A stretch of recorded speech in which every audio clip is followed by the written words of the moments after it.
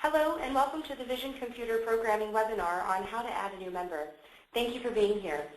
We will review how to add a new member to the database, how to avoid duplicates, the importance of enrollment dates, and which member fields are important to fill out to be counted on the BGCA annual report.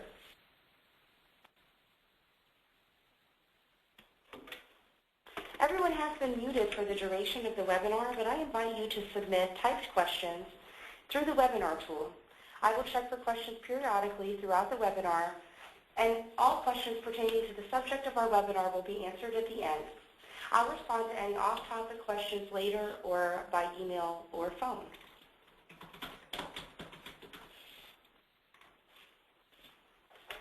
Now let's begin. When adding new members to the member tracking system, you can choose to add a new member to a new household or to add a new member to an existing household. I'm going to click on Members from the main menu. All right, if you were going to add a new member to an existing household, you would first find the household of the sibling of the existing member. So let's say I'm going to add a new member to Teresa Aaron's household. We'll add her sibling. Let's say we're going to add her sister. So first I pick Teresa Aaron's record, and now I'm going to select New Member. And you'll see here are your two options. You can add a new member to a new household or add another member to our existing Aaron household. I'm going to go ahead and add a new member to our existing household so that you'll see what that's like. I'm going to type in a first name and a last name. Once you choose either of these options, you fill in the first and last name and push enter on your keyboard. The system automatically reviews the entire database for duplicates based on last name and first initial and first name. If there's any possibility of duplicates, you will see this screen. This screen includes the household name, address, shows that the person in the database is a member, contact, or a staff person, and it also shows their age and date of birth. If the person you're entering into the database is a possible match to someone listed here, then you will click on that person's name. So notice my member's name that I'm adding is Teresa Aaron, and the system is telling me that there is a possible duplicate member already named Teresa Aaron. So if I click on her name, I have an option to either jump to this member. So if I believe that this person is a duplicate and I click jump to this member, it will take me to that person's record so that I can update the record here and avoid duplicating that person in the program. Now I'm going to go back and again add another person to the Aaron household. This time let's go ahead and add an actual sibling. So I'm just going to make this a sister and hit my enter key. Now it's asking me to fill out the gender, ethnicity, date of birth. Notice it will calculate your age group for you. Membership number, you can click Calc. It's going to calculate the next available member number in your database. Status is active. If there's nothing here in this drop-down, you can select active and click Set as Default. The system will remember next time when you enter your new members that these kids should be active because that's your default. Entry date is going to be the date that you've entered this member in, today's date. You can set that date back or ahead by using these red arrows. The expiration date comes from unit information from the main menu. So if you go to your main menu and click on unit information, on the bottom right is a screen, is an area where you can type in your calculation date method. Mine is 12/31/09 there, so that's what shows here in this screen. My member type is year-round. Again, you can select your member type and set it as the default, and that way it will remember the setting next time you come and enter your next new member. Then select whether this member does or does not require parent guardian pickup, and you can turn on the member ID card checkbox needed. If you turn that on, then later when you go to print ID cards, this member will be selected to print an ID card. So I'm going to click OK. Notice that since I'm adding this member to an existing household, it's going to show me the existing contacts for my original member, Teresa. and it's going to allow me to select which contacts I'd like to include. So I'm just going to include all and continue. And now notice it's given me an address, a phone number. It will pull forward medical information, contact information, all from your existing member, from the sibling Teresa. So it's going to save you time because you're not going to have to type that information over and over for every sibling. Now I'm going to step back a bit and I'm going to add a new member again. This time I'm just going to add a new member to a new household, not a sibling. That way we can see how to enter a new member from beginning to end.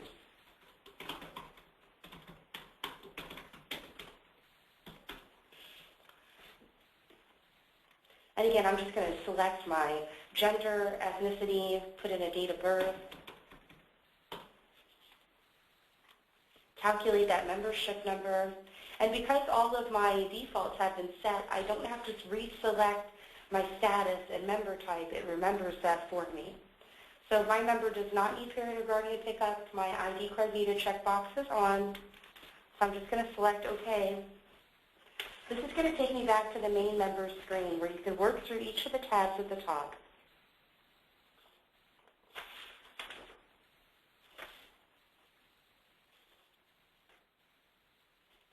All right, so again, we're just going to go through here and add these fields in.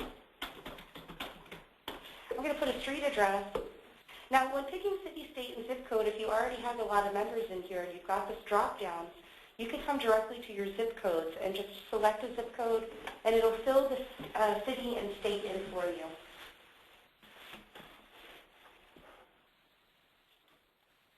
You can put a phone number here. If you have your area code set up in local station settings, you don't have to type your area code. It'll put it in for you. I'm going to specify a phone type. Remember that you can also type in email addresses here. This contact email address and phone number is for your member. These are not the parent's phone numbers or email address fields. Those will go on the contact tab. So we can pick teachers. Now if your teacher is not, if this member's teacher is not listed here, you could type that teacher's name in. Schools. I'm going to pick a school. If your school is not listed here, you can go to organization information and enter your schools there. That's where most of your drop-downs are populated. Most of your drop-downs here, if there are items missing, just keep in mind organization information is where those originally are entered. It's already calculated my age group for me. I'm just going to pick a grade, fee level. Please keep in mind that fee level is reported on your annual report.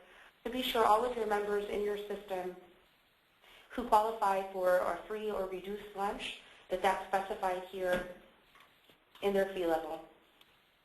Marital status is provided for any adult members you may have. If you don't use it, you could skip it. We can even turn the field off so you don't see it, and I'll show you how to do that before the training's over today. You've got a Social Security number field, your member status, and here is your enrollment history. If you click View Update Enrollment History, you will see that this member is enrolled between December 3rd and December 31st of this year. That means on January 1st, when he comes back to the club, he will be an expired member. To re-enroll members, this is also where you're going to go. So on January 1st, Robert, let's say this member comes in with his mother with a new application for next year. I'm just going to come directly here to his record in members, open View Update Enrollment History, and now I can re-enroll him for next year by simply typing a date here.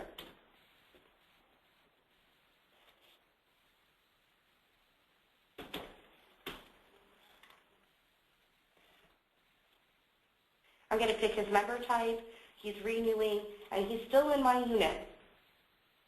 Now please remember to just add additional lines when you re-enroll your members. We don't recommend ever typing over an old record and replacing it.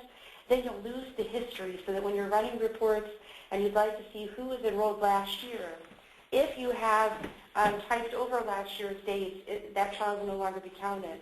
So leave those entry and expiration dates in here, add your new ones on these blank lines at the bottom, and then you'll be good to go. Now, Last thing you'll need to know about this screen is that your dates cannot overlap. So no one can be enrolled for the same time period twice. Your entry and expiration dates have to follow each other in date order. So now, when you're done updating these enrollment histories, you can just close the screen and that's it. It saves everything you do for you. So now I'm looking at my current enrollment dates. If I just want to see simply if this child has any future enrollment, I could select Show Future Enrollment, and now I see that he's enrolled next year already too. So that's a great way to do your enrollment. If people come in, if parents are coming in and want to re-enroll children early for next year, you can go ahead and do that in our program. So now the next tab we'll look at is your Contacts tab here at the top. Again, this is where all of your parents' information and contacts are going to go. So I'm just going to add a new contact.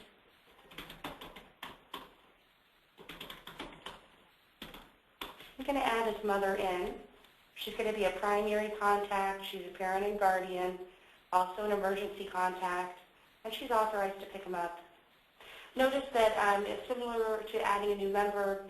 It checks for duplicates also when you add your contacts. So if Sheila was already a mom to another child in your database, you might see her name listed here, where you can select her name and use the name selected above, and it's going to pull all her information over into this record. I'm just going to continue with the new contact. Notice here I have options to either continue adding a new contact with a new household or add her to the same household as Robert, my member. Let's say that this member does live with his mother, so I'm just going to add him to the same contact, to the same household rather. I notice that it just pulled Robert's address directly here into Mom's screen, so I don't have to continue typing that address over and over. You can optionally keep any of this information here on your contacts, such as date of birth, social, marital status, occupation. We have a work address tab here also, so you can keep your parents' work addresses and employers right here in the system. A lot of clubs do that so they can run reports on those employers and solicit them for money. I'm going to add another new contact. Let's add in a father. So now I'm going to pick my relationship type. Notice also that we have a lot more than just parents and immediate family in here. We've got court-appointed specialists, probation officers, scout leaders. So you can really use this contact screen to keep any sort of contacts on your members. So I'm going to pick that this person is the father, and Mom is primary contact, so I'm going to choose just parent guardian. He's an emergency and an authorized to pick up contact. Now let's say that Dad does not live in the same household with the mom and the child. Let's say they're divorced. I can continue with my new contact, and instead of adding him to the same household as my member, I'm going to continue to add this contact with the new household address. So now if Dad does not live in the same address as the member, I can come here and type in Dad's address and say for sure that he lives in a separate household. This is good too, for instance, if you're adding in, let's say you're adding in a scout leader and you don't have that contact's address information, you could optionally leave this blank. So for instance, if I just click OK, now I've added Dad. He does not live in the same house with the member, and I don't have an address for him. But you can always come here and add the address later if you get it. So here's where you'll keep phone numbers and contact information for your parents and contacts.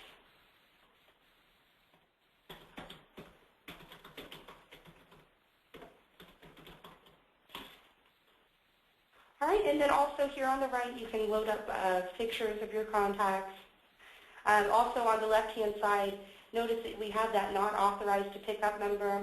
So if Mom comes in and says so-and-so cannot pick up my child, you can put them in as a contact and flag them as a person that can't pick up your member. All right, next is the medical tab where you will keep any medical information, insurance carrier, phone numbers, and policies.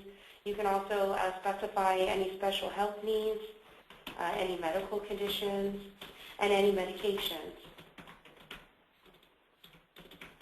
I'm going to put the date medical info received is today.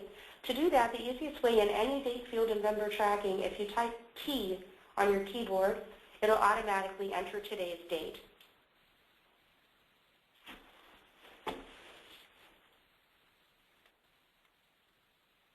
Well, also on this medical tab, you can create immunization records.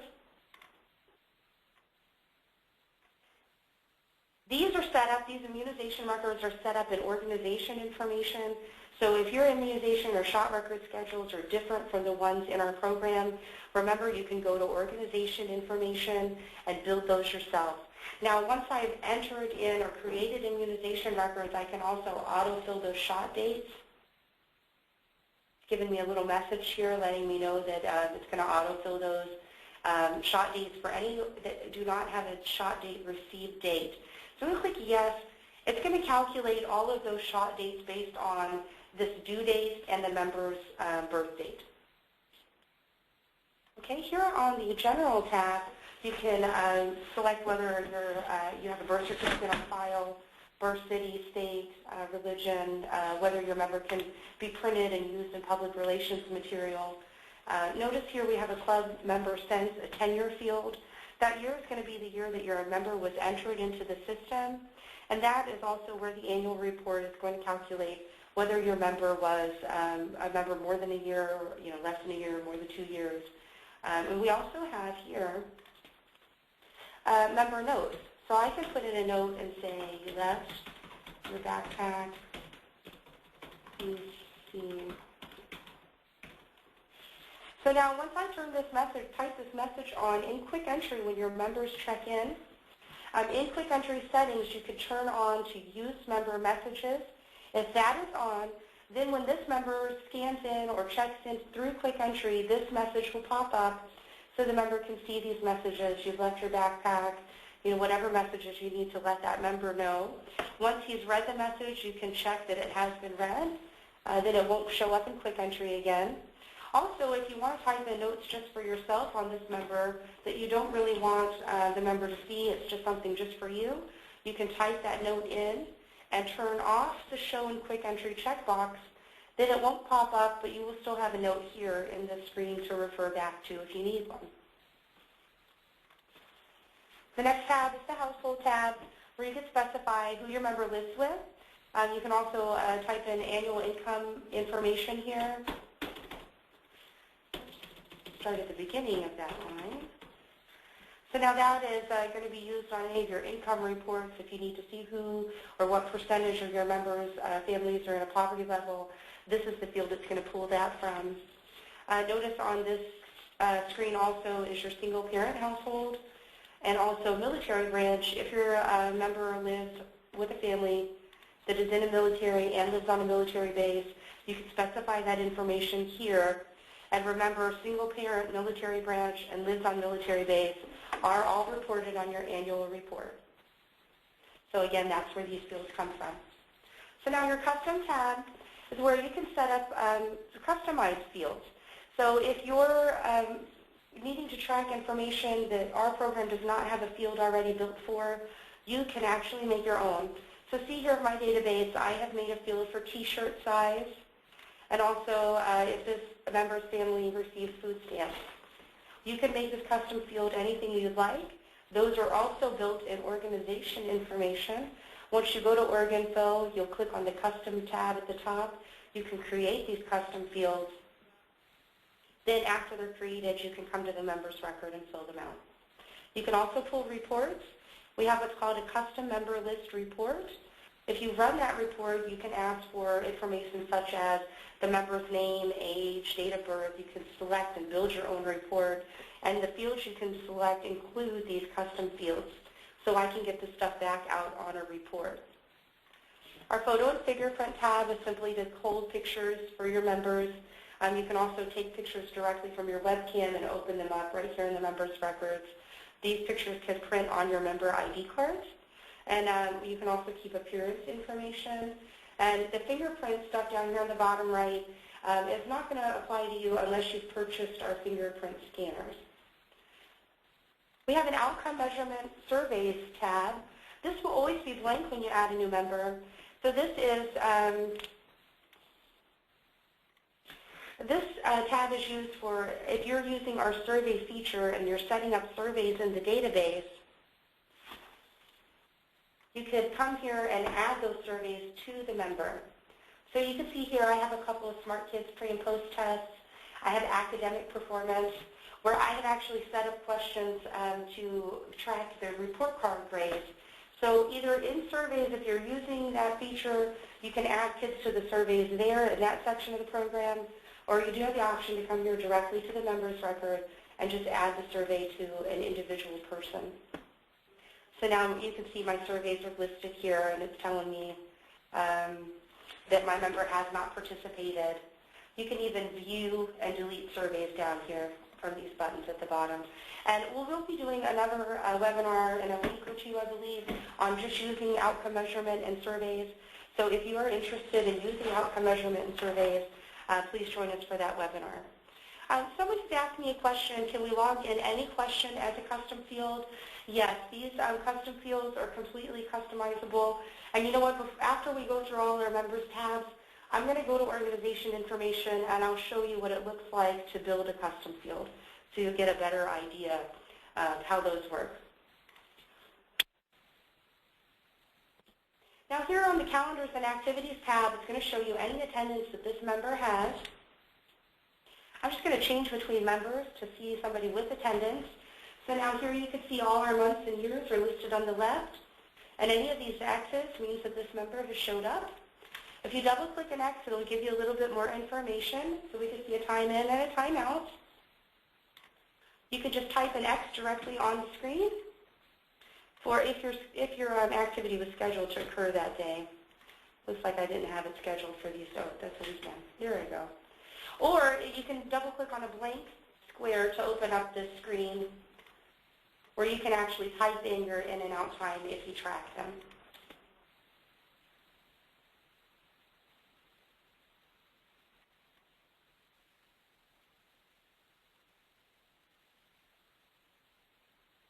On our Groups tab, we'll show you any groups that you have available in your system on the right.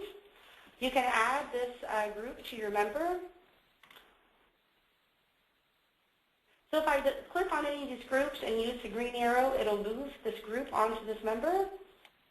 So you can also move the group back off of the member. So and again, just like in surveys, you could go directly to groups and add the member to the group, or you could come here to your individual member and one at a time add the groups to the person. Guidance and accidents is a great feature that we have. Guidance and accidents, you can come here and actually create guidance records. So you can create categories. If you don't already have categories, you can type one in here. So you can type in and run reports by category also.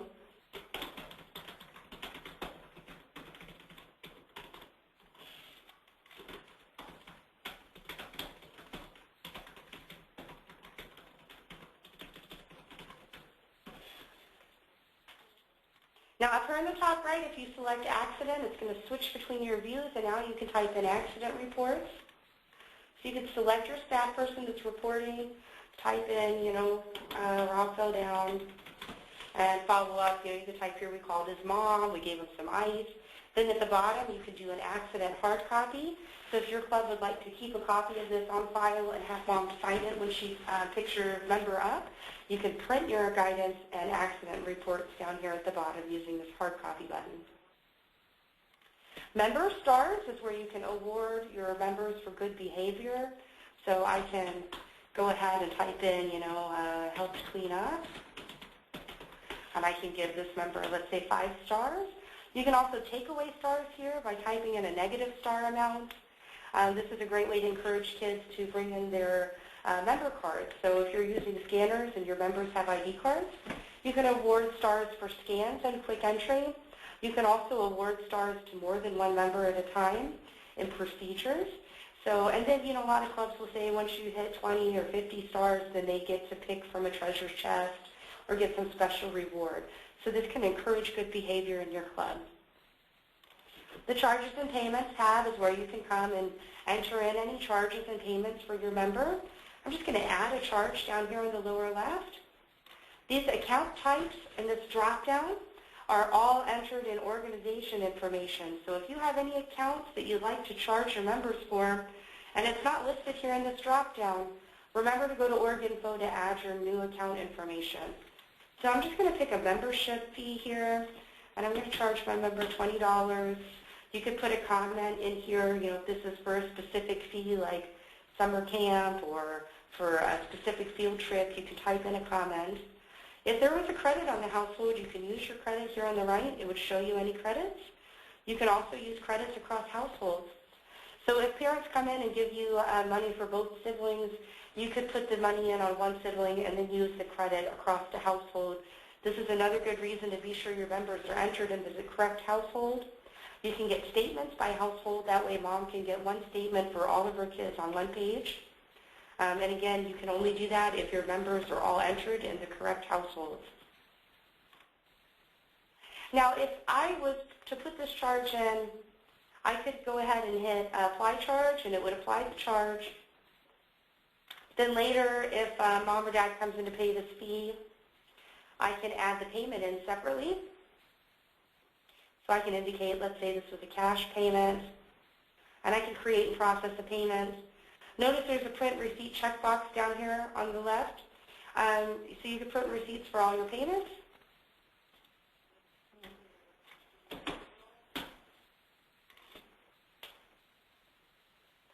The other way you can do it is when you add the charge, if you have money in hand, I'm just going to add, let's pick a different account type. Let's say that I'm issuing a new card and I charge $5 a piece for cards. If mom is at my table right now and she's got the $5 and is ready to pay, I can hit quick pay this charge. So I can enter my charge and payment all at the same time.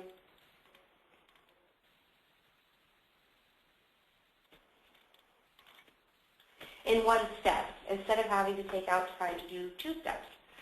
So now you can also print out member statements. There's tons of financial reports, including members who owe, end-of-day cash, end-of-day charge sheets. And there, we also have an auto billing feature that will search for attendance and automatically bill your members once a week. You do have to go in and run the procedure, but it will automatically create charges for more than one member at a time, so that you don't have to come here and enter charges for one member, then go to the next and create a charge for that next member. It'll also bill according to attendance. So if you only bill, let's say, $1 a day for every day your member attends, member tracking, we can't set up a scenario for it to search through attendance, and it will only bill on the days that your members have attended.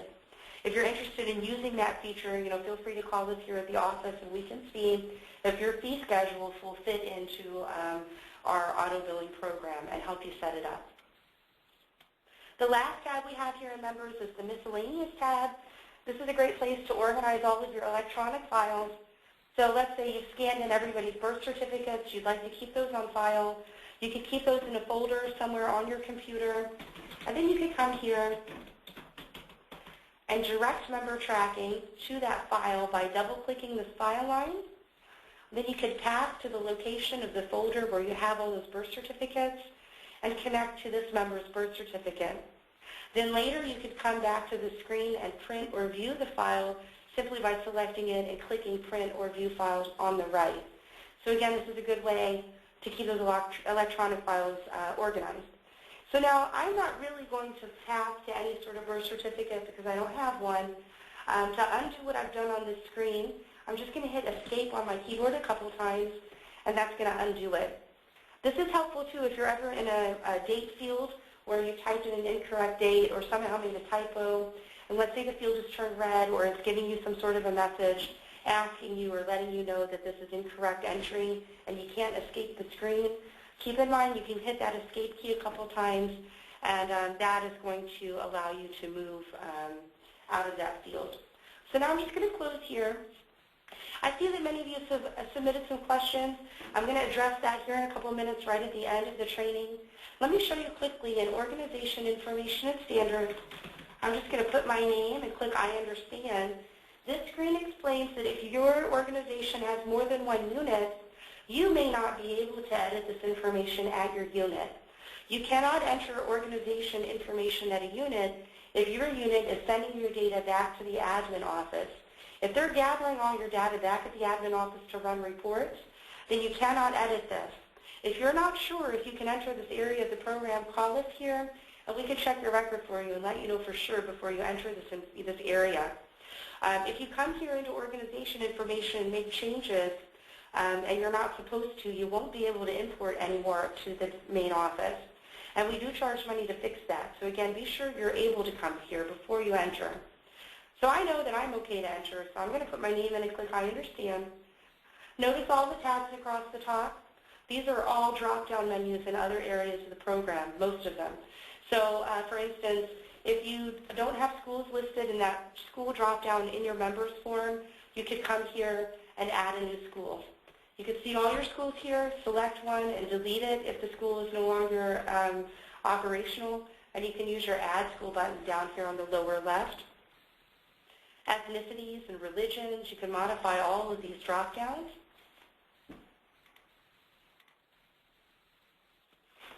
Now there is a custom field tab here at the top. And I noticed that a few of you have asked a lot of questions about custom fields.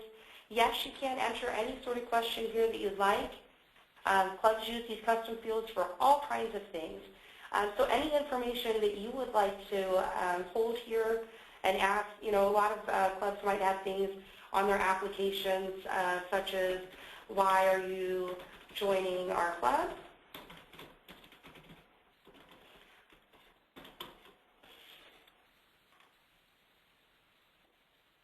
And see, I'm stuck in here because I put that question mark. Let's change this to reason for joining. And I hit my escape key to undo that last question so that it would let me move on. This 3 columns are asking on our custom report, what do you want this field to read? On our form, on the actual members record, what do you want them to read? Usually you're going to want all 3 to read the same. So the first 3 columns should have the same question. Your data type is going to be your answer type. So if you want to make this a text field so that you can type in any answer you'd like, you can pick text. You can make it a decimal place, currency, a date answer. You can also create a drop-down list. If you select drop-down list, then you'll see this button at the bottom that says Configure Drop-Down. So then you can actually build a drop-down list like mine. When I went to do answer my t-shirt size question, if you can remember, there was a drop-down list with all my sizes listed. I actually built that here in this Configure Drop-Down List button. And then the last column is asking if this field is used by members or staff people or both, because you can add a custom field to your staff members' records also. So if you pick members, it's going to create this custom field just for your member. If you pick staff, it'll just create it for your staff people. If you pick both, then it will create this field in both your staff and your members' records. I'm going to hit escape again to undo this. So now immunization records up here at the top, this is that schedule for immunizations I was referring to earlier. And notice all the tabs across the top, such as fee levels, age groups, housing development. All of those, again, are those drop-downs in other areas of the program, so you would come here to set those up.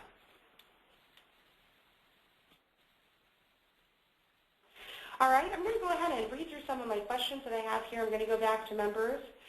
Someone's asked me about this guidance and accidents tab. If you have more than one person involved in a guidance and accident, I believe, yes, you can copy.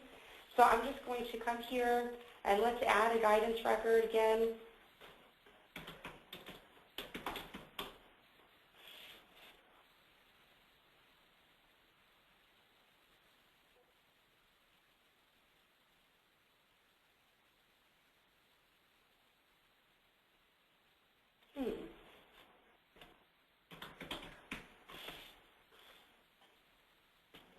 Now, I thought that we could copy these guidance records over to more than one person.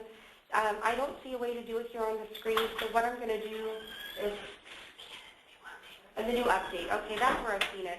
You can do that in our new upgrade that's going to be released in January, on January 4th.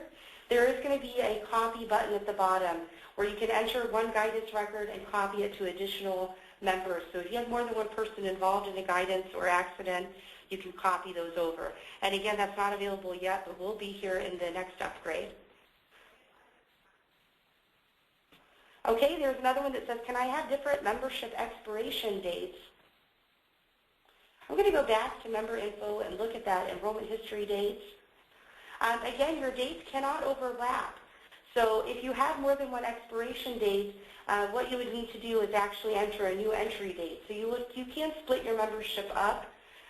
So let's say that my member is going to be enrolled year-round here. I'm going to enroll, let's change my entry and expiration dates so that my kid now expires at the end of the school year. Now, oh, I got to change my year because it won't let me overlap those dates. All right, and now let's say on the 5th now, my summer session has begun.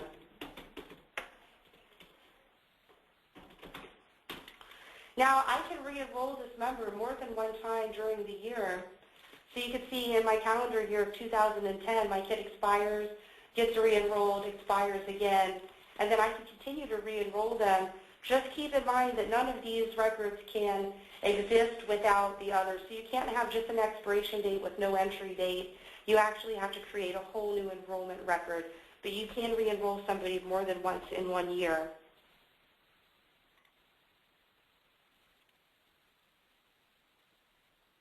Yes, you can set up. Somebody has asked me about different expiration dates.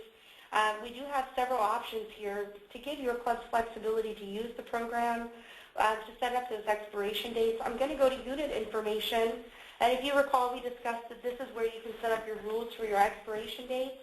Notice down here on the bottom right, you can pick fixed expiration date, which is how my system is set up, so that everyone expires on December 31st of 2009. But I also have another option here to pick variable expiration date, so that I can say that my member is now going to expire exactly 1 year after they're enrolled. So for those of you whose clubs do that rolling enrollment dates, where your members are going to be re-enrolled a year after, you can select that here in this screen.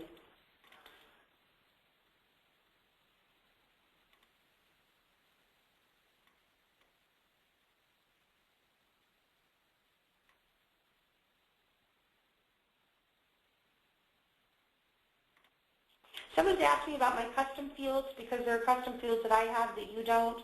That's because when you get your program, you're not going to have any custom fields set up.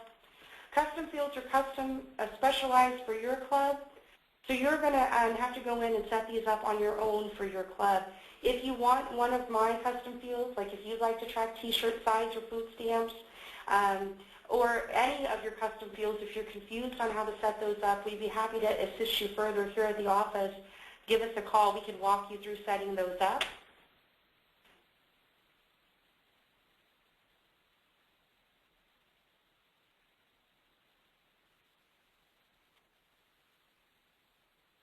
Someone's asked me about parents' email addresses. Is there a way to email out in bulk to parents? You can come here to reports.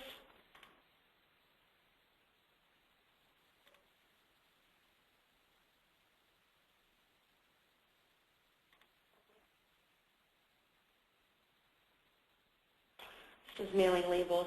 Hang on, bear with me just a moment, and I'm going to come back to that question.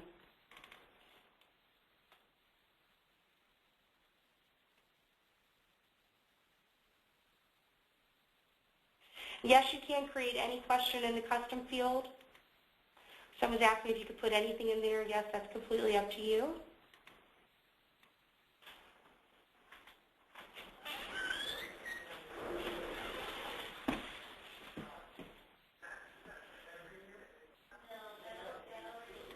Someone's asked me about when a member has a record with a different unit, are we able to pull that over to our unit?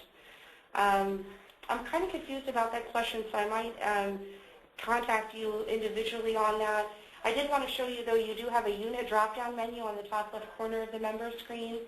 So you can select another unit and enter your members into that additional unit. If you're on Terminal Server and all of your units are sharing a data file, you could use this Move Member button down at the bottom to move your member from one unit to another. That feature is only available if everyone shares the data file. If your units are set up separately, you cannot use that Move Member button.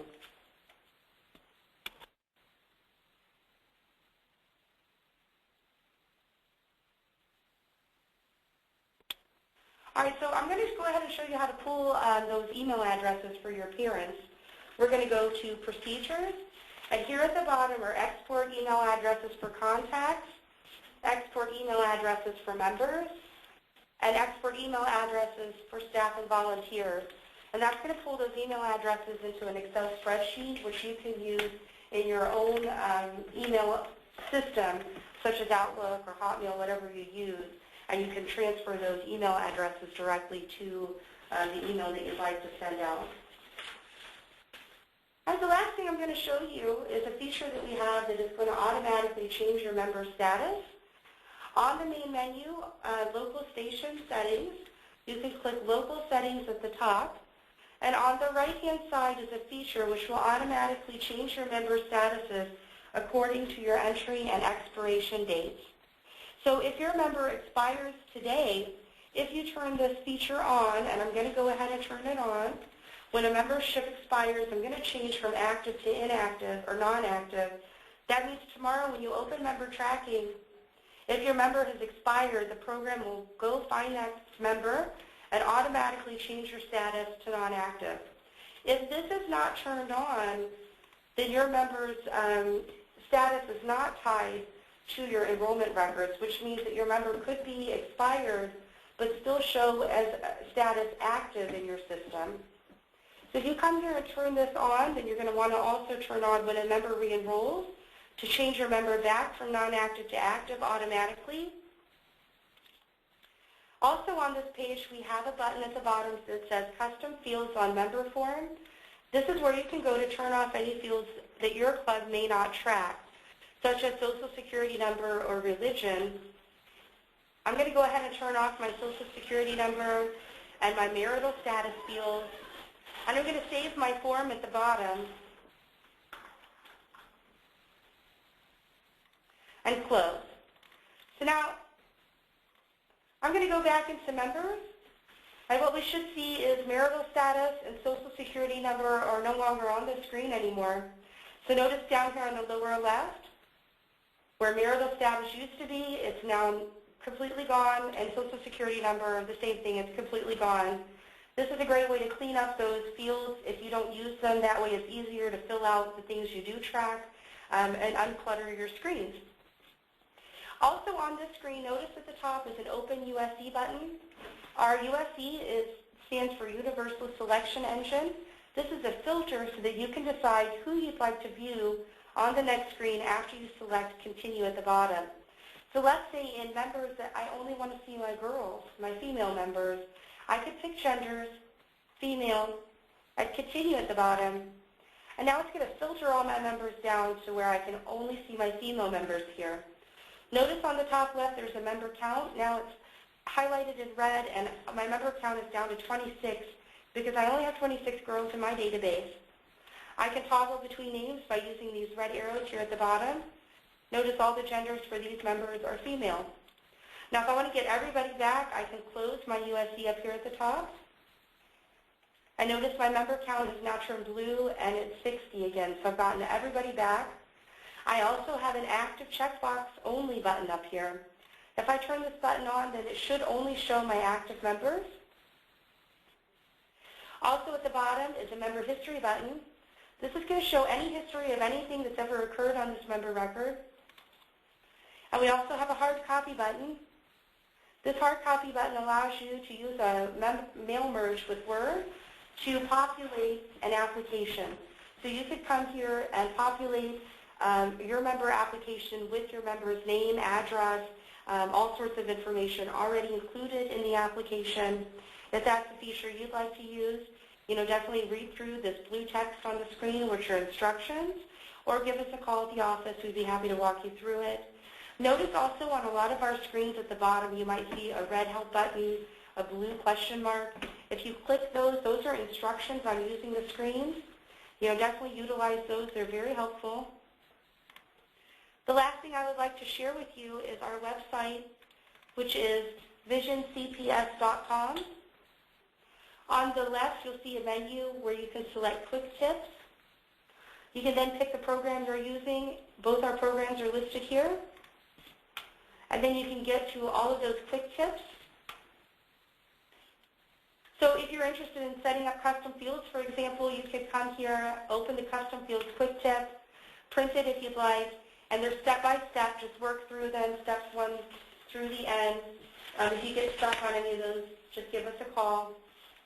Also on our website, we posted a new schedule for our webinars, so you can come to products and services. And here's brand new webinars. Click here, and now you're going to get to our screen where we're going to have recordings of all of our webinars listed here so that you can play them at your convenience. And if any of your staff or coworkers have missed it, they can come here and watch them later. And here's also a schedule of all of our future webinars. All right, that concludes our webinar. Thank you again, everybody, for joining us today. Have a great day.